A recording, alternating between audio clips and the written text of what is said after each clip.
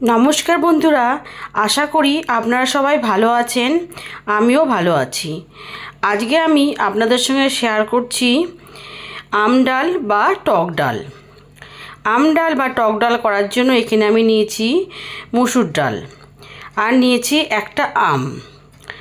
এখানে আপনারা এই টক ডালটা মুসুর ডালের জায়গায় মটর ডাল দিয়েও কিন্তু করতে পারেন। আমি কিন্তু মটর ডাল দিয়েও এই ডালটা করে থাকি। এবারে আমি ডালটাকে একটা বাটির মধ্যে নিয়ে নিলাম, নিয়ে দিয়ে দেব জল। জল দিয়ে ডালটাকে ভালো করে কচলে কচলে 2 থেকে 3 বার জল পাল্টে আমি ভালো করে ধুয়ে নেব, যাতে ডালের যে সাদা অংশটা আছে সেটা যাতে বেরিয়ে যায়। এবারে এখানে আমি একটা কড়াই বসিয়েছি। কড়াইয়ের মধ্যে আগে থেকেই দিয়েছিলাম জল। জলের মধ্যে আমি দিয়ে দিলাম ধুয়ে রাখা ডালটা দিয়ে এবারে আমি ডালটাকে ফুটতে দিলাম। দেখুন ডালটা ফুটে গেছে। এবার আমি ডালের যে ফেনাগুলো উঠেছে সেই ফেনাগুলোকে আমি হাতা দিয়ে তুলে ফেলে দেব। সব ফেনাগুলোকে ভালো করে তুলে ফেলে দেব।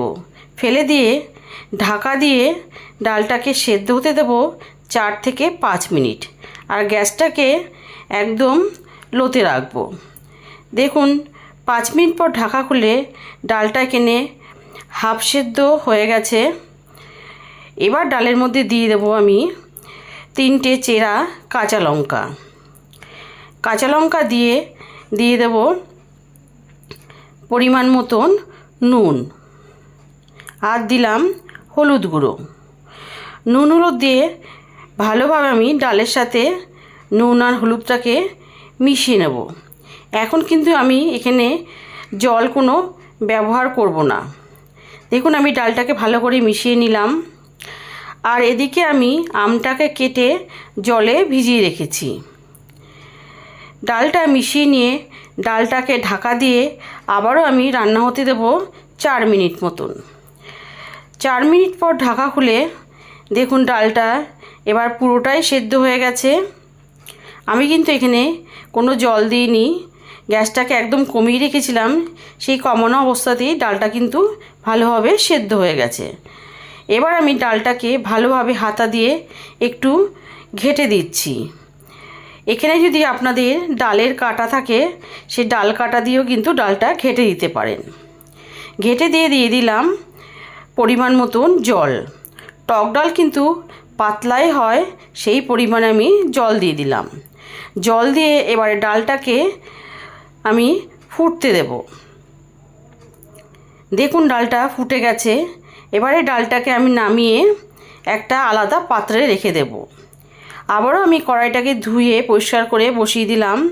দিয়ে দিলাম পরিমাণ মতন সর্ষের তেল, দিলাম 2টো শুকনো লঙ্কা, দিয়ে দেব 1 চামচ কালো সর্ষে, আর দেব হাফ চামচ 5 ফোড়ন।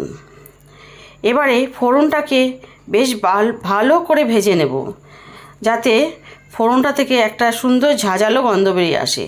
ফোড়নটা দেখে আপনারা বুঝতে পারছেন ফোড়নটা কত সুন্দর ভাজা হয়েছে। এবার ফোড়নের মধ্যে আমি দিয়ে দেব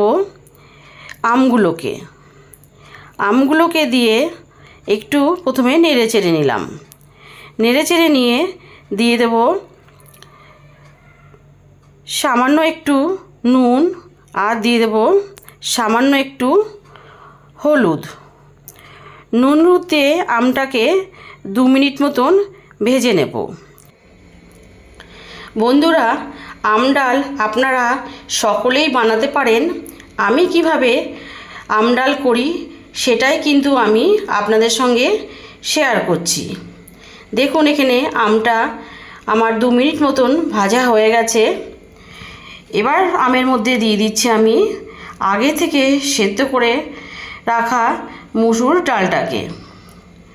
পুরো ডালটা আমি দিয়ে দিলাম। দিয়ে ডালের যে বাটিটা ছিল তার মধ্যে একটু জল নেব। জল নিয়ে বাটিটা ধুয়ে আরও একটু আমি জল দিয়ে দেব। টক ডাল একটু পাতলাই কিন্তু বেশি ভালো লাগে, সেই আন্দাজেই কিন্তু আমি জলটা দিয়ে দিলাম। দিয়ে 3-4 মিনিট মতন আমি দেখুন ডালটাকে ফুটিয়ে নিলাম। 3-4 মিনিট ফোটার পর আমটাও সুন্দরভাবে সেদ্ধ হয়ে গেছে। এবার ডালের মধ্যে দিয়ে দেব একটু মিষ্টি, দিয়ে দিলাম 1 চামচ চিনি দিয়ে আর 1 মিনিট মতন আমি ডালটাকে ফুটিয়ে নেব।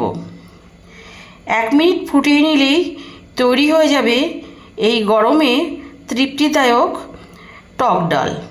কেমন লাগলো আমার আম ডালের রেসিপি অবশ্যই জানাবেন।